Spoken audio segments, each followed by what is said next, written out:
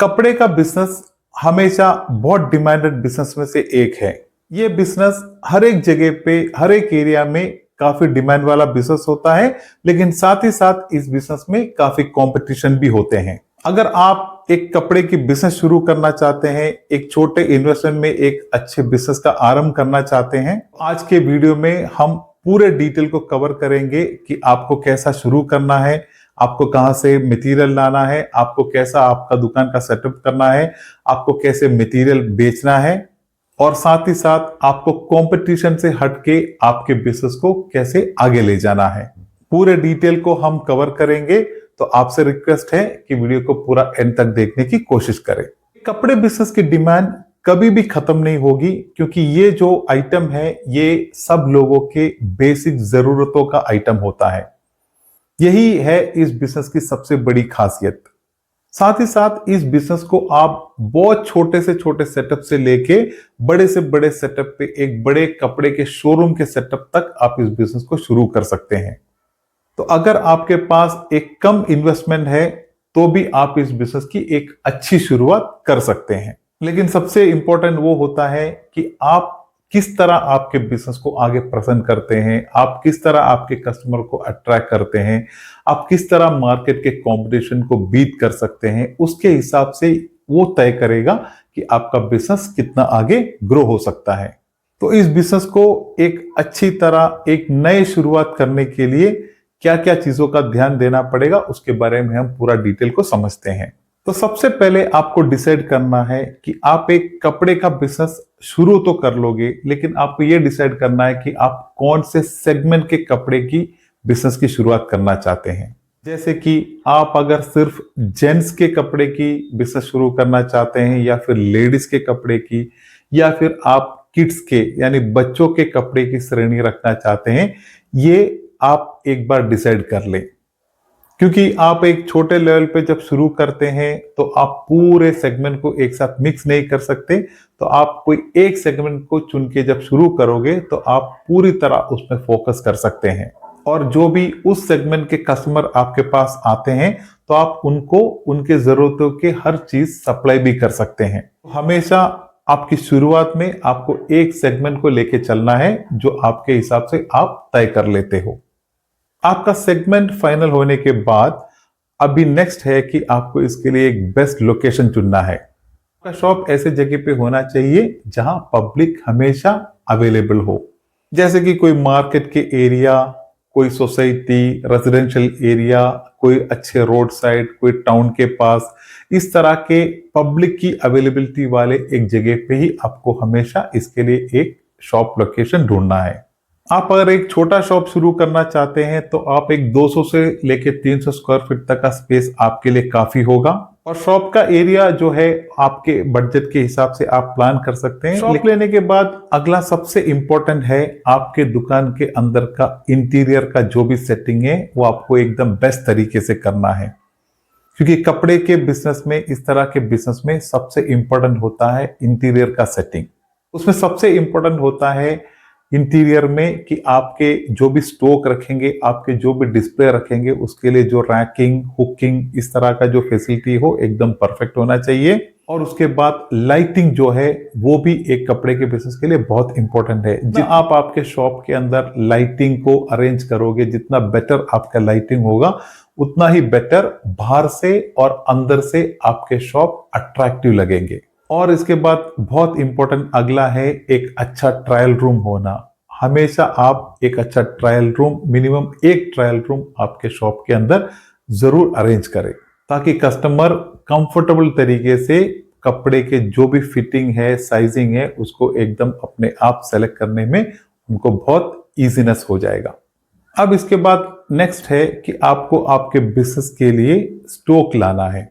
शुरुआत में आप आपके लोकल होलसेलर से, कपड़े के लोकल होलसेलर से, आपके आसपास के एरिया में, आपके आसपास के सिटी से एक अच्छे होलसेलर को सेलेक्ट करके वहां से आप कपड़े का स्टॉक ला सकते हैं। और जब आपका बिजनेस आगे बढ़ता रहेगा तब आप, अगर आपके पास दिल्ली आपको अगर नजदीक पड़ती हो, दिल्ली, अहमदाबाद, सूरत, कलकत्ता, ऐसे सिटीज में काफी होलसेलर, काफी मैन्युफैक्चरर्स होते हैं। उधर से आप एक अच्छे मैन्युफैक्चरर को उधर से भी कनेक्ट कर सकते हैं। लेकिन शुरुआत में हमेशा बेटर ये होगा कि आप आपके नजदीक के कोई एक होलसेलर से शुरुआत कीजिए। और जब भी आप एक होलसेलर सेलेक्ट करते हैं, चाहे आप लोकल से हो या फिर आप कोई सिटीज में अहमदाबाद से, सूरत से, इस तरह के बड़े सिटीज में से भी जाके आप जब कोई डायरेक्ट होलसेलर या मैन्युफैक्चरर से कनेक्ट करते हो, हमेशा आप उसके पहले मार्केट का थोड़ा समझे।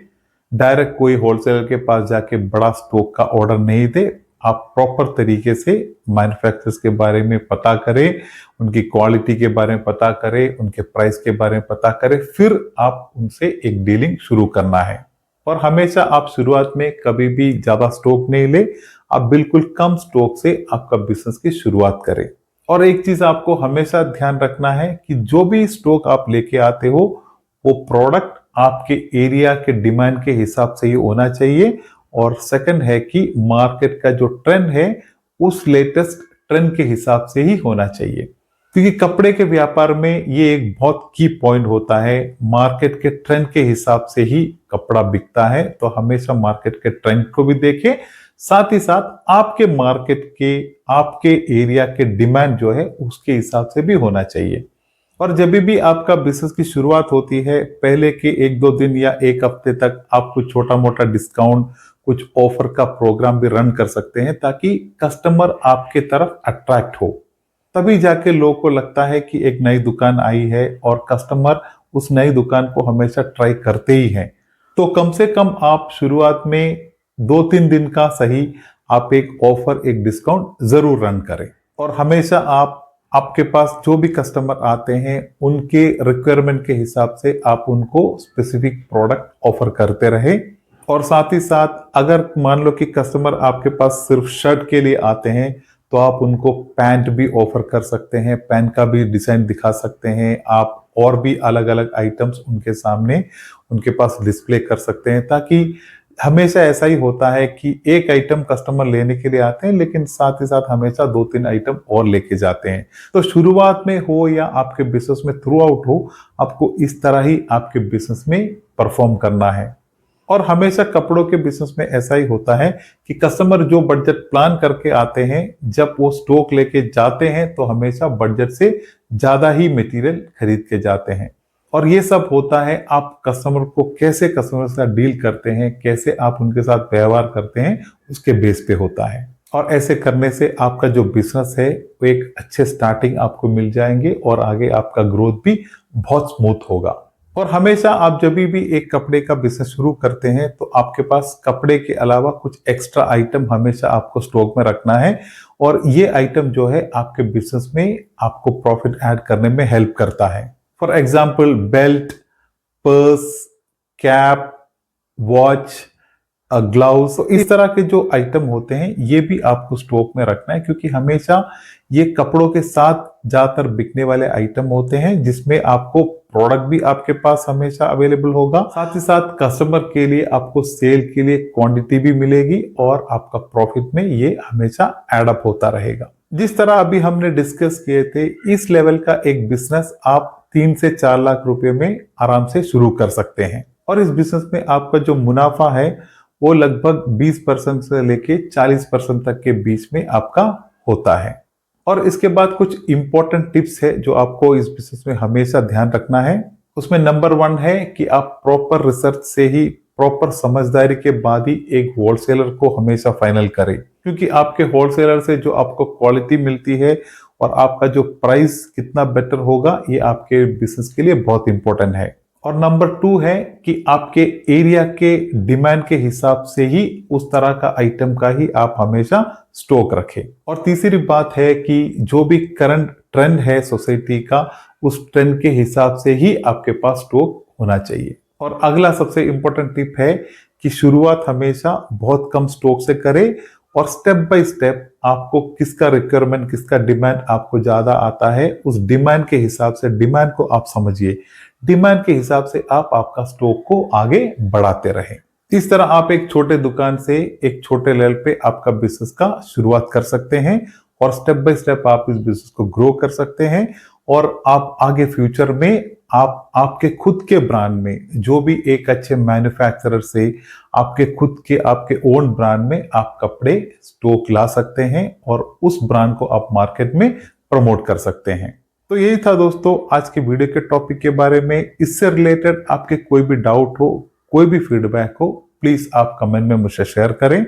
तो मिलते हैं एक बेस्ट बिजनेस टॉपिक के साथ। तब तक के लिए धन्यवाद। जय हिंद।